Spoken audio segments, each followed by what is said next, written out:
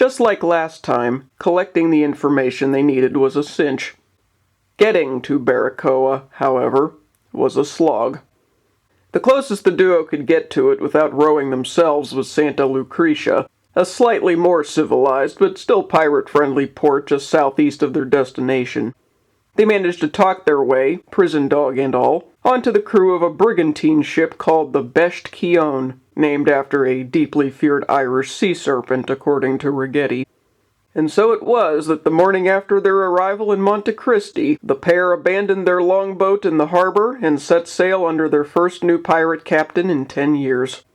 Pintel didn't bother to remember the man's name, except that it was just as aggressively Irish-sounding as his vessel's. The only thing he cared to remember was that the ruddy-faced bastard put him and Rags on deck-swabbing duty the entire voyage. Fortunately, that voyage only lasted about a day, and once they made port in Santa Lucretia, the ship hunters were free again. Another boat theft and row along the beach later, they found themselves warily approaching the docks of Baracoa. It was night again. They needed that darkness this time. It was also eerily quiet. None of the usual nighttime commotion of Tortuga or Monte Cristi seemed to take place at ports like this one. Pintel saw the faint glimmers of candles and lanterns speckled across the docks and nearest buildings, but he still couldn't shake the feeling like he was rowing into a ghost town. What had any of the seaside towns he'd ravaged for Barbossa looked like right before their assault? Had they all been this tranquil up until he and Rags had fired the first shot from their cannon? Or was this how desolate those towns had all been after the attack? Ragetti was rowing with his back to the docks. He didn't have to face the same unnerving view the entire way in. "Pull in the oars," Pintel ordered softly. The other stopped. "What? Why?" "We ain't ready to go ashore yet. We gotta get cleaned up first." Ragetti just stared. "You're serious? We couldn't do this back at the last port before we rowed all the way out here in this tiny boat." "We couldn't do it back at the last port because the owner of this tiny boat might have had time to catch us taking it," Pintel snarled. "You didn't think of this till just now, did you?" "Well, neither did you!" The elder yanked off his ratty neckerchief and dunked it into the surf. "Use the seawater, and try doing something with your hair. We're gonna stick out like sore thumbs if we walks into that town looking like we haven't had a bath in over 10 years. "I don't know, ever seen folks from London?" "Look, you wanna find the Black Pearl or not?" Pintel finally barked. Ragetti squirmed at the outburst. Maybe Pintel had wanted him to. When the lad didn't give an answer right away, his husky comrade pressed on without one. "If Sparrow brought her to a place like this," Pintel reasoned while wringing out his neckerchief a hair too harshly, "he probably didn't stay long, so she probably ain't here no more. And we can't go round asking these people where we might find a pirate ship, so we gotta be clever this time. You're gonna clean yourself up, and then you're gonna go do what you does best." Ragetti blinked. "What's that?" "Learning things without anyone bloody knowing how you did it." Pintel started scrubbing at his own face. "I need you to find out as low-key as possible where the Pearl went and whose crew we can join to get us there fastest." "What'll you be doing?" "Watching your back." Ragetti raised his eyebrows drolly. "With a few choice beverages in hand, I suppose?" "Sometimes watching your back calls for a few of them," Pintel snapped. They made short work of cleaning up, even though the darkness and their lack of a mirror made it impossible to tell if they'd really done enough. After that, Pintel donned the Port Royal lieutenant's white shirt again to cover his bare chest, and stuffed the sad remains of his long gray curls up under the officer's hat. The best Ragetti could do was take out his small tarnished hoop earrings, pull on his stolen soldier's boots, and button up the white vest under his waistcoat to hide some of the grime on his shirt. He threw on his own stolen hat when combing his fingers through his matted hair proved useless. Then he spent the rest of their road to the docks practicing to keep his wooden eye stationary in his socket. They came up with aliases, too, since someone was bound to ask for their names sooner or later. They settled on Robert Morgan for Pintel and Thomas Sharp for Ragetti. A just subtle enough wink at the pirate lords Henry Morgan and Bartholomew Sharp, who had first set down the Brethren Court's infamous pirate code. Once that was squared away, the newly disguised escapees hauled their longboat ashore, stashed their weapons under its benches, and slunk along the docks in search of the Black Pearl. The only dark-colored cloth they found among any of the sails in that harbor was an East India Trading Company banner fluttering at the top of the largest ship's mainmast. That was when they decided to slip into the first lively-sounding tavern they could find. It was surreal. Pintel could remember being in establishments like this one back in Kingston. The feeling of it was practically the opposite of the 12 Daggers. All friendly chit-chat and people calmly sitting and standing around. It was loud, but not in a way that assaulted the ears, and any commotion that did arise blew over quickly with barely a wake left behind. No fights, no propositions, no dodgy characters looking to get away with something, aside from him and Rags. It was like everyone else in this tavern had come here for no other reason than to kick back and forget about their lives for an evening. The strangest feeling of all was knowing that he had once belonged in a place like this. Pintel was seated alone at a small table by the wall. Ragetti was seated at the bar, pretending to mind his own business, and actually noticing the female bartender enough to look bashful whenever she sent him a friendly smile. Each pirate, for the sake of appearance, had a plate of food and a tankard of ale in front of him that he was sipping with the utmost caution. "Excuse me, sir," said a high voice from Pintel's right. He jerked his gaze away from Ragetti to gape up at the speaker. It was a black-haired woman roughly half his age, bonneted, high-collared, and all shy smiles. Practically the opposite of every woman he'd seen in a tavern since he jumped ship from the Navy. "Does your dog bite?" the lass inquired. Pintel, in his filthy sailor's mind, actually wondered what she'd meant by that, until he remembered that Poochie was sitting on the floor next to his chair. He fumbled like a twit at the innocent question until a halfway appropriate answer staggered into his mind. "Not yet, Poppet." The woman laughed and crouched to pat Poochie on the head. She then skirted back to her table of other timidly cheerful ladies and gents, leaving the old seafarer alone with his own table mate once more. The dog rested his chin on Pintel's knee and cast pleading brown eyes up at him. The man smirked and surrendered a chunk of beef from his plate. Good boy. He thought back to his favorite old tavern in Kingston. What had the name of it been? The Salty Dragon? He'd spent so many nights just like this one sitting in that rickety little getaway, laughing over a pint or two, scarfing down half-cold fish and chips and matzo ball dumplings, griping and ribbing about anything and everything with his own pack of drinking mates. Flint, Ezra, Tillman, Steinbach. Where were any of them now? Were they still in Kingston? Was Edith? And if she was, what was she doing? Pintel fought back a lump in his throat. Then he glanced across the tavern towards the woman who'd just spoken to him. Damn it all if a life at sea didn't get frustrating. And damn it all if men like him didn't have certain vices that the frustration squeezed tighter and tighter around them with each passing night they spent away from land. How many ladies has it been for you, Abner? He asked himself scornfully in his head. How many other people's possible sisters? How many brothels, just like the one where she worked? Or have you lost count over the years? Pintel's knuckles turned white on the handle of his tankard. I didn't ask for this life, his thoughts argued back. But you certainly embraced it. I can't go home. What good would thinking about it all the time do me? What good has forgetting it done? It's kept me alive, and him too. It's made it so I can bloody look at that scrawny little sot without getting sick to my stomach. You really didn't stay, Pintel.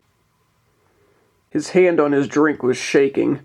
Ale dribbled from the top of the tankard, leaving tiny, dark stains on his coat sleeve and the wooden tabletop. He let go of it, and with nothing else to squeeze, his hand curled into a fist and slammed down onto the table. He kept it there until the shaking stopped. Then he took his plate and set it on the floor for Poochie to clean off. He wasn't hungry anymore.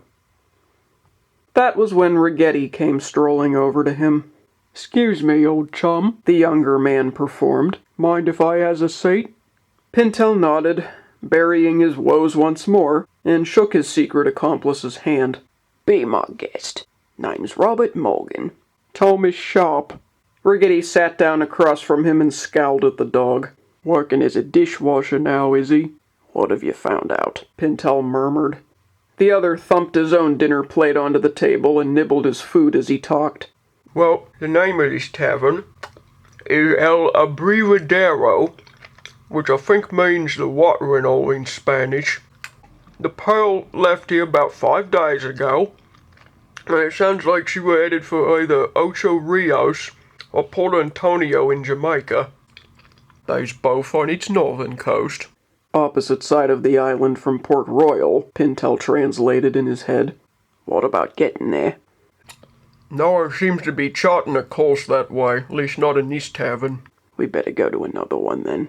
Not till I finish eating. That flea bag ain't getting 2 helpings. Pintel ignored this latest dig at Poochie and took a long swig of his ale. He was having trouble looking at Ragetti right now. His partner in crime didn't seem to notice. The lad devoured another spoonful of beef and potatoes and stole a glance back at the bar. Pintel followed his gaze just in time to spot the female bartender returning it with another smile. Getting friendly with the staff, the stouter man said curtly, as if he was anyone to frown on womanizing. Friendly's all, Ragetti parried. She likes chatting up customers at the bar. Pintel eyed him for a moment. How many ladies might it have been for Rags over the years? Somehow, it wouldn't have surprised him if the number was still 0. What's a name? He tested. Abigail. But as far as you and I's concerned, her name's Mrs. Jonathan Dennings. Pintel wrinkled his nose. Well, ain't you a right fine gentleman? I can certainly tell you where I didn't learn that from, Ragetti quipped back. They locked eyes at that. Then, in spite of everything, both men dissolved into a fit of uneasy laughter. The pair visited 2 other taverns that night. The final one was also an inn, and when Ragetti wasn't able to glean any useful information from its dining hall, he and Pintel each paid for a room so they could stay for the night. Between Pintel's grim thoughts and his fading familiarity with beds, he expected sleeping in one to be a hopeless venture, but all the ale that he'd drunk that night dragged him down into a dreary slumber soon after his head hit the pillow. The last thing he remembered before drifting off was Poochie curling up between his feet with a jingle of those keys, and himself wondering if this friendliness from a dog meant that he wasn't nearly as rotten as he felt. He woke at the crack of dawn to the sound of Ragetti pounding on his door and calling for someone named Morgan. Pintel stumbled out of bed, nearly dragging Poochie to the floor with him, and let his cohort in to hear what he had to say in private. Rags had excellent news. He'd found a ship captain, bound for Jamaica, who was looking to hire a few more deckhands before departing from Baracoa.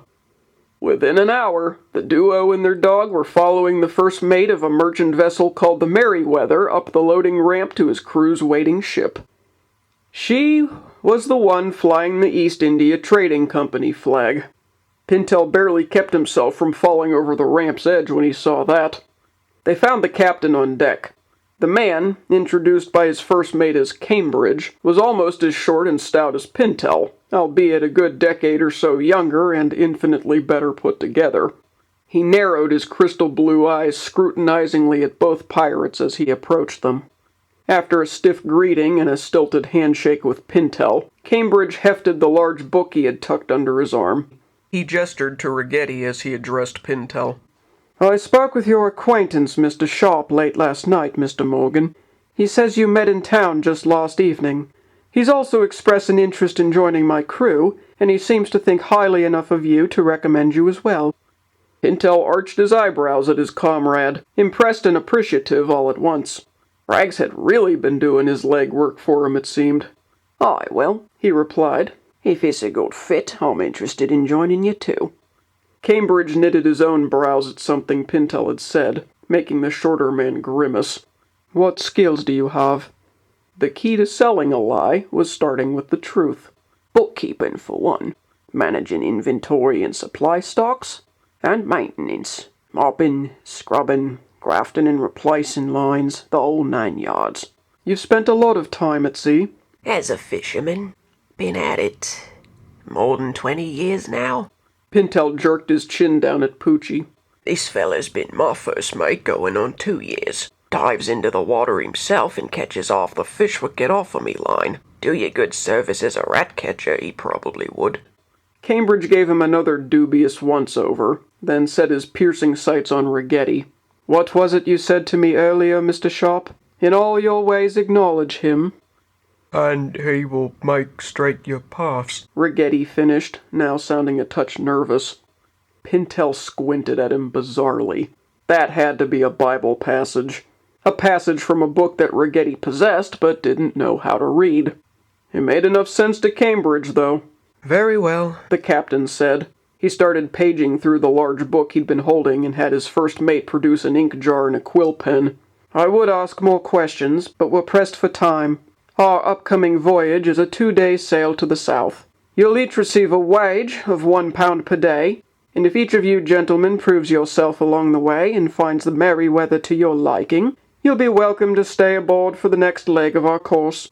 He stopped at a mostly blank page and turned the book around to show them its contents. Pintel recognized the words scribbled on the parchment as a list of names. Sign or leave a mark on the next line, Cambridge instructed. Ragetti accepted the quill pen from the first mate, dipped it into the ink jar, and drew an X at the bottom of the list. He kept his head down as he passed the quill to Pintel, perhaps out of shame for not being able to write his false name. Pintel paid it little mind as he reached for the ink jar. That was when a thought occurred to the old sailor. A thought that hadn't crossed his groggy, ale-soaked mind when Rags had first told him about this venture. Begging your pardon for sounding thick, Captain, He spoke up sheepishly. but where exactly's we going on this 2-day voyage? to Kingston. Pintel's writing hand froze in mid-reach. He lifted his bulging eyes slowly to Cambridge and could only stare in shock. It's a port in southern Jamaica. The commander elaborated for him. Pintel bobbed his head to one side as if he just learned something delightful. Then he turned to Ragetti.